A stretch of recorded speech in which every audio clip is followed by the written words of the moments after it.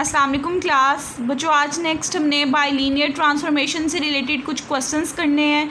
उसके बाद मैं आपके साथ जिल की बुक की एक्सरसाइज 7.2 डिस्कस करूंगी, जो कि आप लोगों की बाइलीनियर ट्रांसफॉर्मेशन से रिलेटेड भी है और आप लोगों के सिलेबस में भी इंक्लूड होगी। ठीक है, उसके बाद सबसे पहले देखिए, आप लोगों के पास बाइलीनियर ट्रांसफॉर्मेशन से रिलेटेड क्वेश्चंस हैं। अगर आपको याद हो, लास्ट लेक्चर में मैंने आप लोगों के साथ क्रॉस रेशियो का फॉर्मूला डिस्कस किया था और मैंने बताया था क्रॉस रेशियो का फॉर्मूला आप तब यूज़ करते हो जब जी प्लेन के कोई से 3 पॉइंट डब्ल्यू प्लेन के किसी 3 पॉइंट के साथ रिलेट करके उस फॉर्म में आ रहे हों। अब आप इसके क्वेश्चन ज़रा देखें। एक्सरसाइज नंबर 1 में आपको कहा हुआ है कि आपने फाइंड द बाइलीनियर ट्रांसफॉर्मेशन, आपने बाइलीनियर ट्रांसफॉर्मेशन फाइंड आउट करनी है which map the point 2 iota -2 of z plane to the point 1 iota -1 respectively of डब्ल्यू प्लेन। यानी कि आपके पास कोई से 2 प्लेन है, एक आपके पास जी प्लेन है और सेकंड आप लोगों के पास है डब्ल्यू प्लेन। आप लोगों को कोई से 3 पॉइंट डब्ल्यू प्लेन में जी प्लेन में दे दिए हुए हैं, जी1 जी2 जी3, और इन 3 पॉइंट का इमेज यहाँ कहीं पड़ा हुआ है w1 w2 और w3। आपसे कहा है अब ये वाले पॉइंट मैप हो के ये वाला इमेज दे रहे हैं, जिस मैपिंग के थ्रू मैप हो के ये वाला इमेज दे रहे हैं वो वाला आपने जो मैप है वो वाला निकालना है। W बेसिकली आपको मैंने बताया हुआ है T ऑफ Z के इक्वल होता है और ये आपके पास बाइलीनियर ट्रांसफॉर्मेशन को डिनोट करता है। तो जब कभी आपको कोई से पॉइंट्स दिए जाएं और आप लोगों को ट्रांसफॉर्मेशन या मैपिंग निकालने का कहा जाए, आपके पास 2 प्रोसीजर होते हैं। या तो आप उसे क्रॉस रेशियो से सॉल्व करते हो या बाइलीनियर का फॉर्मूला यूज़ करके सॉल्व करते हो। स्टार्टिंग के कुछ क्वेश्चंस है, इसके अंदर मैं दोनों मेथड आपके साथ पहले डिस्कस करूँगी, उसके बाद मैं एक्सरसाइज के ऊपर क्रॉस रेशियो का फॉर्मूला लगाऊंगी। एक चीज़ आप लोगों ने माइंड में रखनी है, जब भी कभी आपके 6 के 6 पॉइंट डिफाइन किए जाएं किसी ना किसी टर्म के इक्वल आ रहे हों, जैसे 2 है, आयोटा है, -2 है, इस फॉर्म में क्रॉस रेशियो का मेथड थोड़ा लेंथी होता है। लेकिन अगर आपके पास कभी ऐसी सिचुएशन आ जाए कि इन 6 वैल्यूज़ में से कोई 0 आ जाए या कोई सी एक इन्फिनिटी आ जाए, उस केस में आपका प्रोसीजर थोड़ा कम हो जाता है, थोड़ा ईजिली कैलकुलेट हो जाता है। अब सबसे पहला देखिए method number 1 through cross ratio. Cross ratio के थ्रू मैं आपको बताऊंगी। क्रॉस रेशियो का आपने ये फॉर्मूला पढ़ा था, आपने वो वाला फॉर्मूला लिख लेना है। W और Z इसके अंदर एज इट इज़ रहेगा, क्योंकि हमने W को basically in form of Z calculate करना है। W1 W2 W3 Z1 Z2 Z3, ये 6 की 6 वैल्यूज़ आपने इसके अंदर 1 बाय 1 पुट करते जाना है। आपने कोशिश करनी है कि W एक साइड पे रहे, बाकी सारी की सारी टर्म दूसरी साइड पे चले जाए, ताकि आप W को इन फॉर्म ऑफ Z निकाल सको। आपने सारी वैल्यू सब्सटीट्यूट कर ली। उसके बाद देखेंगे W-1 था, इसमें से माइनस साइन कॉमन लेके इसको W-1 आपने जब निकाला तो ये W+1 में कन्वर्ट हो गया। इसी तरह आयोटा+1 ये 1 माइनस आयोटा, और यहाँ पे -E-2 था, इसमें से माइनस साइन कॉमन लेंगे, ये Z+2 रह जाएगा। ये वाला माइनस साइन इस वाले माइनस साइन के साथ कैंसिल हो जाएगा। अब W वाली टर्म एक साइड पे रहने दे, बाकी जो दोनों टर्म थी उठा के उधर लेके चले जाएं। जो चीज़ डिवाइड हो रही है वो वहाँ जाके मल्टीप्लाई हो जाएगी, जो मल्टीप्लाई हो रही है वो वहाँ जाके डिवाइड हो जाएगी। अब हम इन कॉम्प्लेक्स कॉन्स्टेंट्स को सॉल्व करना स्टार्ट करते हैं। पहले ऊपर वाली टर्म को आपस में मल्टीप्लाई करें, नीचे वाली टर्म को आपस में मल्टीप्लाई करें। करने के बाद एक ये नंबर आ जाएगा। आप लोगों ने कॉम्प्लेक्स एनालिसिस 1 के अंदर शुरू में पढ़ा हुआ है कि कोई कॉम्प्लेक्स नंबर हो आपके पास, अगर कोई complex number Z1 over Z2 की फॉर्म का आ गया है तो इन जनरल ये आपके पास कॉम्प्लेक्स नंबर नहीं होता, आपको इसे कॉम्प्लेक्स नंबर बनाना पड़ता है। और वो आप क्या करते हो, नीचे वाले कॉम्प्लेक्स नंबर का कॉन्जुगेट लेके उसी से डिवाइड करते हो, उसी से मल्टीप्लाई करते हो, फिर एट दी एंड सॉल्व करने से वो सिंपल कॉम्प्लेक्स नंबर में कन्वर्ट होता है। तो यही काम हम यहाँ पे करेंगे। आपके पास basically 3 minus iota over 3 plus iota आ रहा था, ये कॉम्प्लेक्स नंबर नहीं है क्योंकि इसके रियल और इमेजिनरी पार्ट ओवरऑल के अलग अलग नहीं है।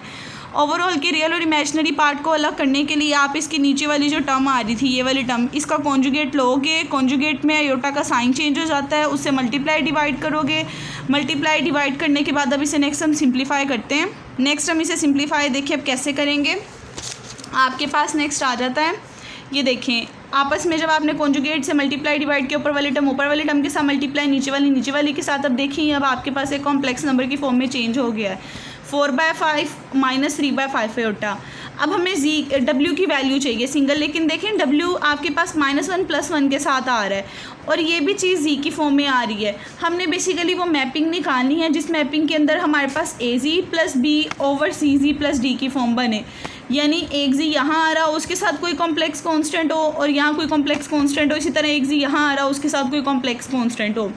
उसके लिए क्रॉस मल्टीप्लिकेशन कर देंगे, ये वाली टर्म्स इधर मल्टीप्लाई, ये वाली टर्म इधर मल्टीप्लाई करने के बाद सारी टर्म्स को आपस में मल्टीप्लाई आपने कर लेना है।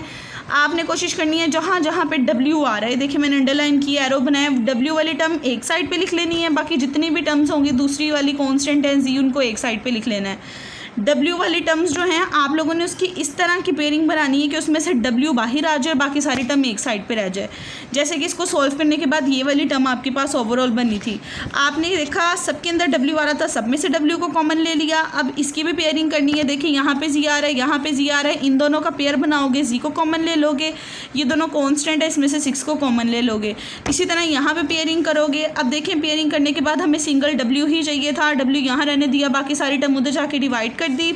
अब डिवाइड करने के बाद अगेन आपको ये वाली फॉर्म चाहिए कि जी के साथ कोई ये कांस्टेंट आ रहा हो। उसके लिए देखें 3 माइनस एयोटा यहाँ आ रहा है, हम क्या करेंगे 3 माइनस एयोटा से पूरी की पूरी टर्म को डिवाइड कर देंगे। जो 3 माइनस एयोटा से डिवाइड कर देंगे फर्स्ट टर्म कैंसिल हो जाएगी, सेकंड वाली टर्म के ओवर में 3 माइनस एयोटा आ जाएगा, इसी तरह इसके ओवर में आ जाएगा और इसके ओवर में आ जाएगा, ये भी आपस में कैंसिल हो जाएगा। अब फिर देखें ये आपके पास एक कॉम्प्लेक्स नंबर नहीं है, इसको मजीद सिंप्लीफाई करना पड़ेगा। उसके लिए आप इसके कॉन्जुगेट से मल्टीप्लाई रफली जब डिवाइड करोगे इसका आंसर अयोटा आ जाएगा। ये देखें दोनों का आंसर आपके पास अयोटा आएगा, उसकी जगह अयोटा पुट कर दोगे और बता दोगे कि ये आपका आंसर आता है।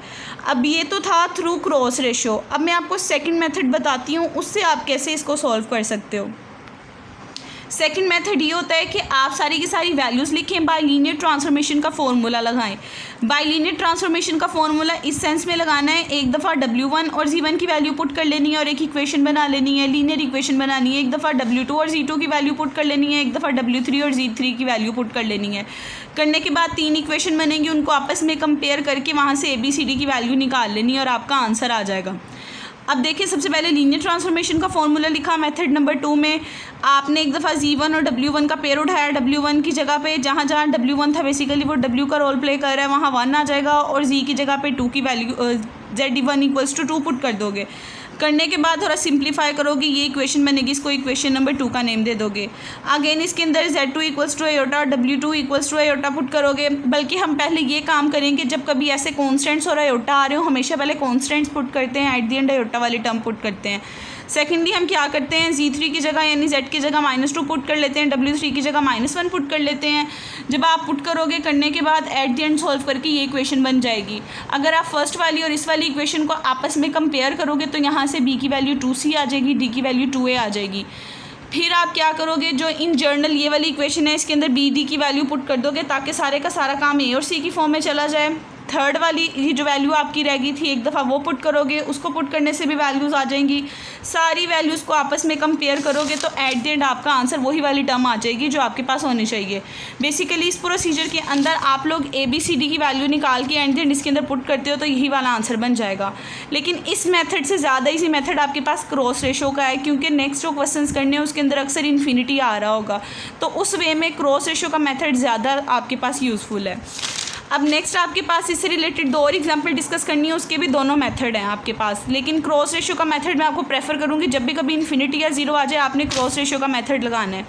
अब एग्जांपल नंबर 2 में देखिए, यहाँ पे भी आपको कहा है आपने बाइलिनियर ट्रांसफॉर्मेशन निकालनी है। पॉइंट 1 0 -1 है Z प्लेन में और अयोटा इन्फिनिटी 1 है W प्लेन में।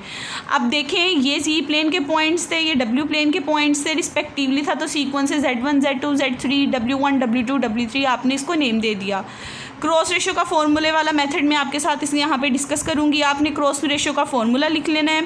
अब जब भी कभी ऐसी सिचुएशन आ जाए कोई वैल्यू इन्फिनिटी के इक्वल आ रही हो, आपने कोशिश करनी है उस वाली टर्म में से वो वाली टर्म कॉमन लेके उसे डिवाइड कर देना है।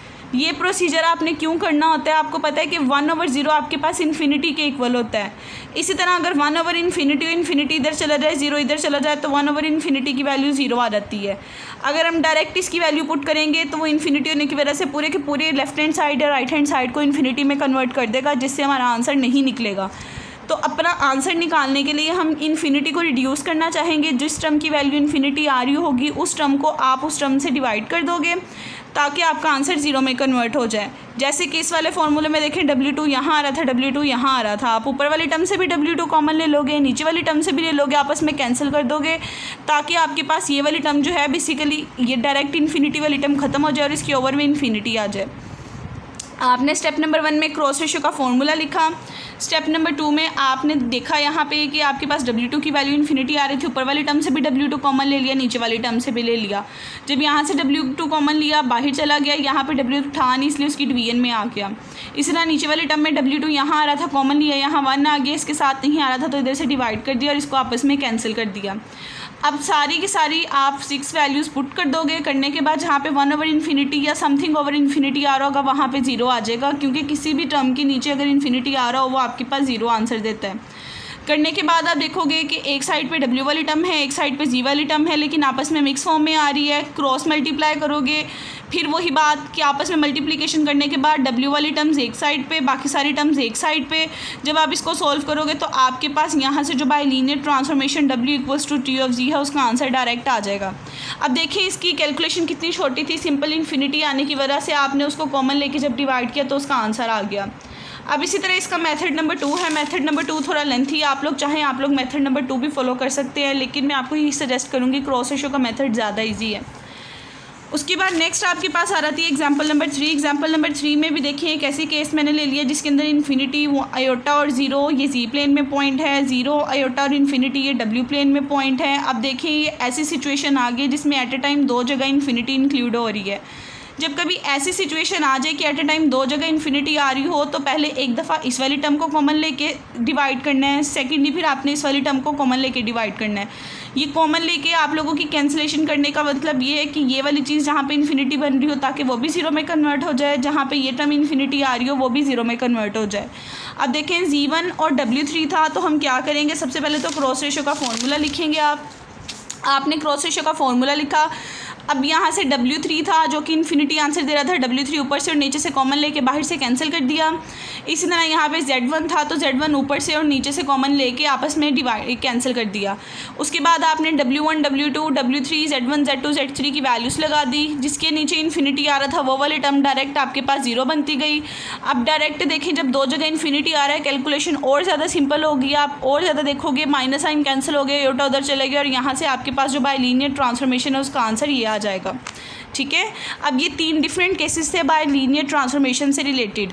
अब नेक्स्ट मैं आपके साथ एक्सरसाइज 7.2 डिस्कस करती हूँ। आपके साथ ये एग्जांपल्स इसीलिए डिस्कस किए हैं ताकि आपको आइडिया हो जाए कि क्रॉस रेशियो कैसे अप्लाई करते हैं।